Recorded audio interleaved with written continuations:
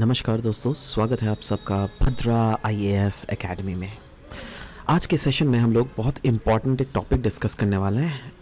इस टॉपिक का नाम है रीजन एग्रीकल्चर सर्टिफिकेशन और इस थंबनेल में आपको दिख ही रहा है हैप्पी टी फार्मर्स। मतलब शायद ये एक ऐसा सर्टिफिकेशन स्कीम है जिससे हमारे रीजन के जो टी फार्मर्स है उनके लिए कुछ गुड न्यूज़ होने वाला है। तो जी हाँ, चलिए एनालाइज करते हैं that what is regen certification scheme, इसके बेनिफिट्स क्या क्या होने वाले हैं। नाउ सबसे पहले तो एक बेसिक ग्लिम्प्स देखते हैं। राइट, ये जो स्लाइड है ना, ये स्लाइड टेक्निकली एक अगर आप मूवी देखते हो तो मूवी का ट्रेलर होता है ना, तो ये जो स्लाइड है उस मूवी का ट्रेलर है। अभी भी मूवी बाकी है मेरे दोस्त, तो सबसे पहले ट्रेलर को डिस्कस कर लेते हैं। राइट, तो ट्रेलर का टॉपिक क्या है? Yes, regen agriculture certification. कहा जा रहा है असम के टी इंडस्ट्री के लिए ये सर्टिफिकेशन जो है ये काफ़ी ट्रांसफॉर्मेटिव हो सकता है। क्यों? क्योंकि इस सर्टिफिकेशन स्कीम के थ्रू जो भी टी गार्डन्स या फिर टी कल्टीवेटर्स के लिए जो की चैलेंजेस हैं वो सारे की चैलेंजेस इससे एड्रेस हो जाएंगे। वो की चैलेंजेस क्या है? Environmental degradation. वो की चैलेंजेस क्या है? टी के लेबर्स के इश्यूज। वो की चैलेंजेस क्या है? फ्लक्चुएटिंग मार्केटिंग ट्रेंड्स, है ना। सो ओवरऑल रीजन सर्टिफिकेशन का ऑब्जेक्टिव है दैट कैसे रिवाइटलाइज और इंश्योर किया जा सके एक long term sustainability in tea industry. Tea industry में long term sustainability is very important. इसीलिए इस रीजन सर्टिफिकेशन स्कीम के तहत जितने भी सारे स्टेक होल्डर्स हैं उन सारे स्टेक होल्डर्स को यूनिफाई करना है एक कॉमन प्लेटफॉर्म में। नाउ अब आप समझ गए रीजन सर्टिफिकेशन स्कीम के थ्रू क्या किया जाएगा, बट पहले ये देख तो लेते हैं दैट रीजन सर्टिफिकेशन है क्या। देखो, ये जो टर्म है ना रीजन एग्री सर्टिफिकेशन, इसको हम लोग समझते हैं, इसको हम लोग एक टर्म से समझेंगे। Regen agri stands for regenerative agriculture, ठीक है। और रीजनरेटिव एग्रीकल्चर होता क्या है, पहले इसको डिफाइन समझे, उसके बाद हम इस सर्टिफिकेशन के ऊपर आएंगे, ठीक है। तो देखो, रीजनरेटिव सर्टिफिकेशन एग्रीकल्चर जो है ना, यह एक होलिस्टिक अप्रोच है टू फार्मिंग जिसका एम है दैट वो कैसे इंप्रूव हो सके health of soil, water, biodiversity. मतलब देखो क्या है ना, आप अगर कोई भी फसल या फिर कोई भी चीज़ अगर उगा रहे हो, you need to make sure that soil का हेल्थ प्रॉपर हो, वाटर जो है वो फ्रेश वाटर, अच्छा वाटर मिले, ओवरऑल उस रीजन में बायोडाइवर्सिटी ज़्यादा होना चाहिए। राइट, तो अभी जो ये रीजनरेटिव एग्रीकल्चर टेक्निक है ये एक होलिस्टिक अप्रोच है टू द फार्मिंग जिसका मेन एम है दैट कैसे इंप्रूव किया जा सके सॉइल का हेल्थ, कैसे इंप्रूव किया जा सके ओवरऑल बायोडाइवर्सिटी का हेल्थ, बट साथ ही साथ कैसे रिड्यूस भी होना चाहिए ग्रीन हाउस गैस एमिशन। ऐसा नहीं दैट सॉइल, वाटर, बायोडाइवर्सिटी को बचाने के चक्कर में ग्रीन हाउस एमिट करो, no no no no no, है ना। और ग्रीन हाउस एमिशन तो कम होना ही चाहिए, बट साथ ही साथ वेलफेयर फॉर फार्मर्स और फार्मर की कम्युनिटीज जो क्या उस कोई भी प्रोडक्ट को उगाने में डायरेक्टली इन्वॉल्व है, उनका भी वेलफेयर को प्रमोट होना चाहिए। राइट, इसीलिए यहां पे बोला गया है ये जो रीजन एग्रीकल्चर या फिर रीजनरेटिव एग्रीकल्चर जो है इसका मेन मकसद यही है दैट सॉइल हेल्थ को इंप्रूव किया जाए, ओवरऑल बायोडाइवर्सिटी को इंप्रूव किया जाए, ओवरऑल जो कोई भी सॉइल वाटर को रिटेन करती है ना, वाटर का रिटेंशन कैपेबिलिटीज, उनको भी इंप्रूव करना पड़ेगा। ना ये कैसे करोगे? इसको करने के लिए पहले बात तो आपको समझना पड़ेगा दैट आपके फार्म के ऑपरेशंस को, राइट, दैट क्या जो कोई भी अगर आप कोई भी चीज फसल उगा रहे हो या फिर कोई भी चीज जहां पे रीजनरेटिव एग्रीकल्चर आप प्रैक्टिसेस इंप्लाई कर रहे हो, तो वो किस कंटेक्स्ट में आप वो फार्मिंग ऑपरेशन कहां पर कर रहे हो। राइट, पहली बात तो आपको मेक श्योर करना पड़ेगा जो सॉइल जो नेगेटिवली डिस्टर्ब होते हैं वो कम से कम डिस्टर्ब हो। आपको मेक श्योर करना पड़ेगा क्रॉप को डाइवर्सिफाई करो। मतलब ऐसा नहीं दैट एक ही क्रॉप को पूरा हर साल वही क्रॉप उगाओ, एक ही क्रॉप एक एग्रीकल्चर सीजन में पूरा का पूरा एक ही क्रॉप से उगा दो। नो, डाइवर्सिफाई करो, वैरायटीज रखो। राइट, इससे क्या होता है ना दैट बाई चांस कोई भी ऐसा क्लाइमेटिक इवेंट हो गया जिसके कारण अगर आपको सोचे फॉर एग्जांपल एक फसल उगाया जिसका नाम है कॉटन, अगर कॉटन खराब हो गया तो अगेन पूरा ही कॉटन खराब हो जाएगा ना। तो कॉटन के साथ आप शायद पल्सेस उगाओ, आप मिलेट्स उगा दो। राइट, तो इससे फायदा क्या होगा, आपने डाइवर्सिफाई करके उगाया ना, तो बाई चांस अगर कॉटन खराब भी हो गया तो मिलेट्स तो बच जाएगा, है ना, उसको तो आप बेच के खा सकते हो। राइट, तो इससे क्या होगा, इससे अल्टीमेटली फार्मिंग कम्युनिटी का वेलफेयर ही ना बढ़ेगा इनडायरेक्टली। यही नहीं, मेक श्योर करना पड़ेगा सॉइल कवर्ड हो, राइट, जो लिविंग रूट्स ईयर अराउंड को मेंटेन करना पड़ेगा, जैसे हाँ जैसे रूट्स तो बचा हुआ रहे, रूट्स बचा रहेगा तभी ना ऊपर वाला बचेगा, राइट, पेड़ पौधा व्हाट्सएवर, राइट। और ऑफ कोर्स हम लोग को इसके थ्रू रीजनरेटिव एग्रीकल्चर के थ्रू जब बोला जा रहा है that green house gas emission, soil water का रिटेंशन कैपेसिटी को इन्हांस करना, enhance the retention capacity of soil, वो कैसे कर सकते हैं? कहा जाता है दैट लाइव स्टॉक्स के जो फीकल मटेरियल्स होते हैं, राइट, उसको हम लोग as a manure, as a fertiliser use करते हैं ना, तो उनको जब हम लोग सॉइल में डालते हैं ना, तो उनकी सॉइल्स की जो कैपेसिटी है ना, तो टू रिटेन द मॉइस्चर, वो काफी हद तक इन्हांस होती है, राइट। तो आप समझ गए दैट ये रीजनरेटिव एग्रीकल्चर क्या होता है। तो रीजनरेटिव एग्रीकल्चर जब आप समझ गए तो रीजन एग्री सर्टिफिकेशन भी तो समझ जाओगे, है ना। आप समझे दैट ये क्यों बोला जा रहा है दैट ये एक ट्रांसफॉर्मेटिव अपॉर्चुनिटी है टी इंडस्ट्री के लिए, क्योंकि टी इंडस्ट्री में जो अभी तक कल्टीवेशन किया जाता था ना, वो थोड़ा ओल्ड स्कूल किया जाता था, राइट, बट अभी हम इसको इन्हांस करेंगे। और हाँ दोस्तों, कल जब डिस्कस कर ही रहा हूँ, कल जो हम लोगों ने एमसीक्यू डिस्कस किया था उसका आंसर एक तो मैक्सिमम लोगों ने दिया नहीं, राइट, और जिन्होंने दिया भी वो रॉन्ग आंसर था। Correct answer would be C, both 1 and 2, right, but जो आप लोगों ने दिया था वो 1 या 2, I am not sure, I have seen that, but anyways that answer was wrong. तो आज जो भी पढ़ा रहे हैं ना उसको भी अच्छे से समझिए, क्योंकि इसके बेसिस पे भी एक एमसीक्यू आपसे पूछा जाएगा, ठीक है। सो अच्छे से देखिएगा। एनीवेज, तो रीजनरेटिव एग्रीकल्चर जो है एक ट्रांसफॉर्मेटिव अपॉर्चुनिटी है फॉर द टी इंडस्ट्री, और इससे जो की चैलेंजेस है ना, जैसे इन्वायरमेंट डिग्रेडेशन, मार्केटिंग में जो फ्लक्चुएटिंग प्राइसेस हैं, उसको भी हम लोग आराम से कैप्चर कर सकते हैं। क्यों? क्योंकि प्रोडक्टिविटी जब एक प्रेडिक्टिव, देखो जैसे प्रोडक्टिविटी में प्रेडिक्टिविलिटी आ जाएगी ना, है ना, तो आपका मार्केटिंग प्राइसेस भी फ्लक्चुएट नहीं करेगा। जैसे आप देखते हो बहुत समय प्याज का दाम बढ़ जाता है मार्केट में, क्यों बढ़ता है? क्योंकि उसका सप्लाई घट जाता है। क्यों सप्लाई घटता है? क्योंकि उतना प्रोडक्शन नहीं हुआ है। बट अगर हम लोग रीजनरेटिव एग्रीकल्चर के थ्रू कोई भी चीज करें तो हम लोग प्रेडिक्टेबिलिटी इंश्योर कर रहे हैं, हाँ इतना तो प्रोडक्शन को हम लोग मेक श्योर करेंगे ही, राइट। तो इससे जो फ्लक्चुएटिंग मार्केटिंग प्राइसेस है वो भी नहीं होता, और लेबर के इश्यूज भी ज्यादा नहीं होते।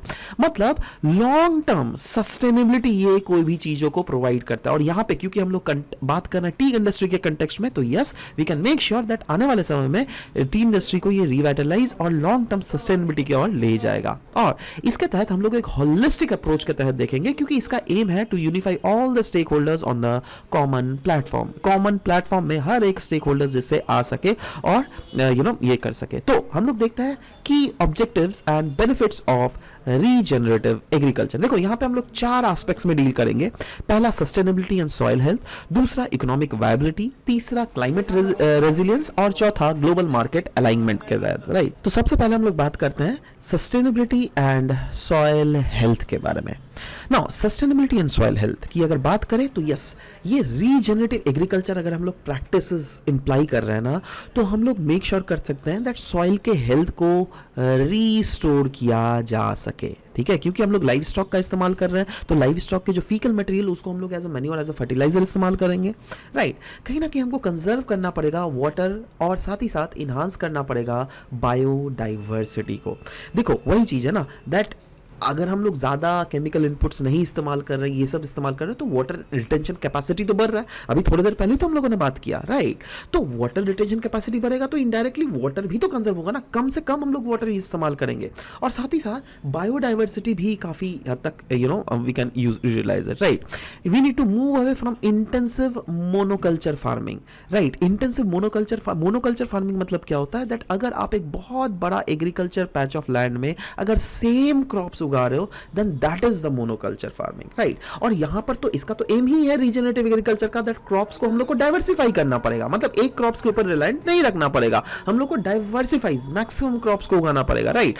तो एक तो हो गया दैट आपका दैट हाँ हम लोगों ने देखा that sustainability and soil health. दूसरा जो फैक्टर है वो है इकोनॉमिक वायबिलिटी। इकोनॉमिक वायबिलिटी मतलब हम लोग केमिकल इनपुट्स पे रिलायंस जो है वो रिड्यूस कर रहे हैं। क्यों? क्योंकि हम लोग फीकल जो लाइव स्टॉक्स के फीकल मटेरियल है उससे मैन्योर के ऊपर हम लोग ज्यादा रिलायंस कर रहे हैं, उनके उन मैन्योर्स के ऊपर ज्यादा रिलायंस किया जा रहा है, राइट। तो यस ये चीज कम किया जा रहा है। दूसरा हम लोग जो है प्रोडक्शन कॉस्ट को रिड्यूस करना चाहते हैं, क्योंकि देखो आप खुद सोचो ना, कॉमन सेंस आप लगाओ, एक आप सब्जी उगा रहे हो, उसके लिए chemical fertiliser, chemical insecticide, chemical pesticides इस्तेमाल कर रहे हो, तो केमिकल वाला चीज का बाजार से खरीदोगे तो ज्यादा पैसा लगेगा ना आपका। बट वहीं पर अगर आप होम या फिर लोकली मैन्युफैक्चर्ड मेन्योर या फिर फर्टिलाइजर या फिर लोकली मैन्युफैक्चर्ड आप नीम का भी पेस्टिसाइड्स होता है, राइट, तो उनका अगर इस्तेमाल करोगे तो कम पैसे भी लगेंगे, वो लोकल चीजों को भी प्रमोट करेगा और इनडायरेक्टली जो प्रोडक्शन कॉस्ट है वो भी आपका घट जाएगा, राइट। और नेक्स्ट साथ ही साथ इकोनॉमिक वैल्यू भी बोला है, it will enable the premium pricing for sustainable T, right. क्योंकि अब देखो क्या है ना, दैट अल्टीमेटली हमारा एंड गोल क्या है, एंड गोल यही है दैट टी जो ये पूरा इंडस्ट्री है वो सस्टेन करे। एंड गोल क्या है, जो टी इंडस्ट्री से रिलेटेड जो फार्मर्स हैं उनको ज़्यादा से ज़्यादा पैसे मिले, एटलीस्ट ऑप्टिमम पैसे मिले, राइट। तो ये चीज वही बोला गया, सस्टेनेबल टी का हम लोग प्रीमियम प्राइसिंग भी इंश्योर कर सकते हैं। नेक्स्ट हम बोला गया क्लाइमेट रेजिलियंस, बोला गया है दैट देखो इससे क्या होगा, सॉइल कार्बन सिक्वेस्ट्रेशन भी प्रमोट होगा, ग्रीन हाउस गैस एमिशन भी कम होगा, क्योंकि अगेन आप जो है नेचुरल मेथड्स के ऊपर ज़्यादा रिलाई कर रहे हो और आप ज़्यादा से ज़्यादा क्योंकि चीज़ें प्लांटेशंस भी होगा, वैरायटी ऑफ क्रॉप डाइवर्सिफाई करोगे तो इनडायरेक्टली क्या होगा, मैक्सिमम क्रॉप्स जो है they will make sure that वो जो ग्रीन हाउस गैस जिसको हम लोग कार्बन डाइऑक्साइड बोलते हैं उसको ज़मीन में कैप्चर कर ले, राइट। और इससे लॉन्ग टर्म अगर so pardon me guys, so as I was telling that climate resilience में हम लोग सॉइल कार्बन सिक्वेस्ट्रेशन को तो प्रमोट कर रहे हैं, ग्रीन हाउस गैस एमिशन को तो रिड्यूस कर ही रहे हैं, बट इससे जो है कोई भी क्रॉपिंग या फिर सस्टेनेबल फार्मिंग के अगर बारे में बात करें तो यस, हम जो अभी का इंसिडेंस देख रहे हैं, क्लाइमेट चेंज हो रहा है दुनिया भर में, जो टेम्परेचर जो है वो बढ़ रहा है, उससे भी हम लोग अपने आप को बहुत हद तक एडेप्ट कर पा रहे हैं, राइट। नेक्स्ट है ग्लोबल मार्केट अलाइनमेंट। अगर देख लीजिएगा, क्योंकि मार्केट में वो प्रोडक्ट आ रहा है, प्रेडिक्टेबल वे में आ रहा है, राइट, जितना डिमांड है उसके आसपास सप्लाई भी हो रहा है, इसके लिए मार्केट में प्राइसेस का फ्लक्चुएशन भी नहीं होगा, तो कंज्यूमर डिमांड को सस्टेनेबल एंड एथिकल वे में हम लोग उसको आउटसोर्स कर पाएंगे।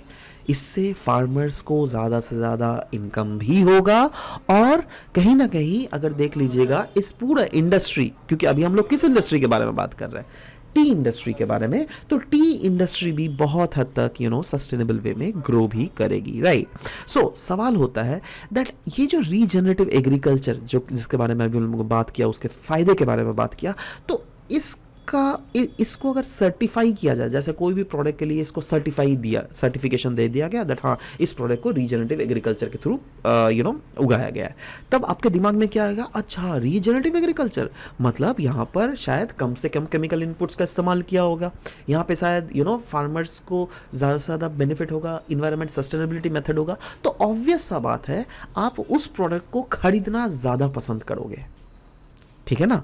सो इसीलिए यहाँ पे अगर रीजनरेटिव एग्रीकल्चर का ओवरऑल अगर कंट्रीब्यूशन देख लीजिएगा हमारे देश के फार्मिंग या फिर इस एरिया में, तो यस ये जो है प्रोमोट करता है कार्बन सिक्वेस्ट्रेशन, राइट, क्योंकि आप जो क्रॉपिंग कर रहे हो तो आप मेक श्योर कर रहे हो सॉइल इरोजन कम से कम हो, आप मेक श्योर कर रहे हो एटमॉस्फेरिक कार्बन डाइऑक्साइड जो है उसको काफ़ी ज़्यादा एब्जॉर्ब कर ले, है ना। आप नो टिलेज या फिर रिड्यूस टिलिंग फार्मिंग कर रहे हो जिससे कार्बन रिलीज को कम से कम किया जाए, आप क्रॉप रोटेशन कर रहे हो, क्रॉप को डाइवर्सिफाई कर रहे हो जिससे ऑफकोर्स बायोडाइवर्सिटी और सॉइल का हेल्थ भी लॉन्ग टर्म में इंप्रूव हो सके, आप एग्रो फॉरेस्ट्री कर रहे हो, एग्रो फॉरेस्ट्री मतलब आप जो एग्रीकल्चर कर रहे हो ना, एग्रीकल्चर के साथ साथ आप बहुत जगह जो बॉर्डर एरियाज है या फिर एरियाज है जहाँ पे लैंड्स खाली है, तो उस रीजन में आप क्या कर रहे हो, कुछ कुछ पेड़ पौधे भी लगा दे रहे हो। इससे क्या हो रहा है, एग्रीकल्चर का तो प्रोड्यूस आप खा ही रहे हो, बट एग्रीकल्चर हर सीजन 12 महीना तो एग्रीकल्चर का प्रोडक्ट नहीं मिलता है ना, बट वहीं पर अगर आपने आम का पेड़ या फिर तामुल का पेड़ लगा दिया तो क्या होगा दैट वहाँ पर एक सीजन में साल में एक बार तो वो फल देगा, तो उसको बेचकर भी तो कुछ तो पैसे मिल जाएंगे भाई, समझ लो। तो वही चीज बोला जा रहा है that yes this will do this, right. So agro forestry यहाँ पे बोला गया it will incorporate tree and vegetation which will be an effective carbon sink and of course livestock management को भी इंटीग्रेट किया जाने की बात किया जा रहा है, दैट इज पैस्चर का health as well as carbon storage को भी प्रोमोट किया जाएगा थ्रू दिस, राइट। तो ये तो एक कॉन्ट्रीब्यूशन है ही, बट साथ ही साथ हम लोग कहीं ना कहीं मेजर और मॉनिटर कर रहे हैं कार्बन सिक्वेस्ट्रेशन को, राइट। कैसे, देखो अगर आप सॉइल टेस्टिंग करोगे ना, जो क्या इस इसको सर्टिफिकेशन के लिए ये सब मेथड्स के गुजरना ही पड़ेगा, आपको सॉइल टेस्टिंग करना पड़ेगा, राइट। सो इससे क्या हो जाएगा दैट ऑर्गेनिक कार्बन लेवल्स आपके ज़मीन में कितना है उसका डेटा आपको प्रॉपरली मिलेगा, आपको पता रहेगा कितना फर्टिलाइजर कितना क्या क्या डाले, राइट, है ना। आपको remote sensing and data analysis के थ्रू आप ट्रैक कर सकते हो वेजिटेशन और सॉइल हेल्थ का कोई चेंजेस अगर हो रहा है तो उन चीज़ों को देख सकते हो, और साथ ही साथ लाइफ साइकिल असेसमेंट भी किया जा सकता है, जो क्या आपको पता कर सकते हो दैट ओवरऑल एक पर्टिकुलर लाइफ टाइम या फिर एक 4-5 साल के अंतराल में कितना कार्बन सिक्वेस्ट्रेशन हुआ है, कितना कार्बन फुटप्रिंट हमारे कोई भी रीजन में अगर एग्रीकल्चर एक्टिविटीज़ ने कितना कार्बन फुटप्रिंट एनवायरनमेंट में डाला है, तो ये सारे डेटाज मिल जाते हैं। मतलब काइंड ऑफ आप एक डेटा सेट के ऊपर काम कर रहे हो, आप सिर्फ एग्रीकल्चर ही नहीं कर रहे हो, एग्रीकल्चर के साथ साथ आपको वो डेटाज भी अवेलेबल हो रहा है जिसके थ्रू आपकी एग्रीकल्चरल प्रोडक्टिविटी या फिर एग्रीकल्चर नॉलेज जो है काफ़ी ज़्यादा ऑप्टिमाइज्ड वे में हो रहा है। इससे क्या हो रहा है दैट सस्टेनेबिलिटी ज़्यादा प्रोमोट होगी।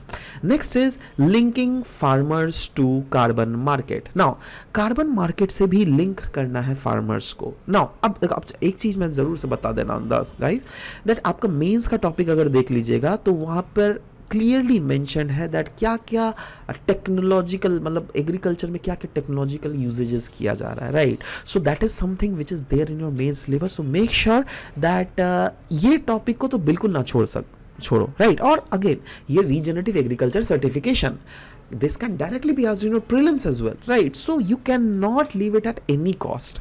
Anyways, moving on, that is key मतलब regenerative agriculture certification का जो next key contribution है वो है ये फार्मर को लिंक करता है विद कार्बन मार्केट, राइट। क्योंकि आपको तो मैंने बोला ना आप डेटा के ऊपर काम कर रहे हो, आपको पता चल रहा है दैट कितना कार्बन सिक्वेस्ट्रेशन हो रहा है आपके फार्मिंग एक्टिविटीज के थ्रू, तो इससे जो फार्मर्स है ना वो इनेबल्ड होते हैं to demonstrate the carbon gains and earn carbon credits. क्योंकि कार्बन क्रेडिट्स का कॉन्सेप्ट क्या है दैट अगर आप एक पर्टिकुलर रीजन से कम अगर कार्बन एमिट कर रहे हो तो आपके वो कार्बन क्रेडिट्स बच गए, you can trade that carbon with other persons as well, right. तो वही बोला गया ये कनेक्ट करेगा टी ग्रोअर्स को with the sustainable supply chain offering financial incentives. यही नहीं, ये मोनेटाइज करेगा सिक्वेस्ट्रेटेड कार्बन को through the global carbon market, right. So again ये अगर आप कार्बन मार्केट से इन्वॉल्व हो तो yes it become regenerative agriculture certification is the prime thing, because through this you will be easy, it will be much more easy for you to connect the tree growers या फिर in general कोई भी person who is associated with this regenerative farming, so that they can obtain financial incentive in a longer run through carbon markets, right? So these were the key contribution that we have seen for regenerative agriculture certification, right? So with this हम लोगों ने जो भी चीज़ आज discuss किया उसके basis पे let's ask you this question. The question is, which among the following are the benefits of regenerative agriculture? दो इसमें ऑप्शंस दिए हुए। सबसे पहला ऑप्शन है it helps in moving away from intensive monoculture farming, और दूसरा है it helps in lowering the production cost. आपको नीचे करेक्ट स्टेटमेंट लिखना पड़ेगा कमेंट सेक्शन में, कौन सा करेक्ट स्टेटमेंट है, one only, two only, both, one and two, या फिर नीदर वन नॉर टू। नीचे कमेंट सेक्शन में बिल्कुल अपने आंसर्स लिखेगा, will be waiting for your answer to come up. This was all about the discussion that we had for this very session.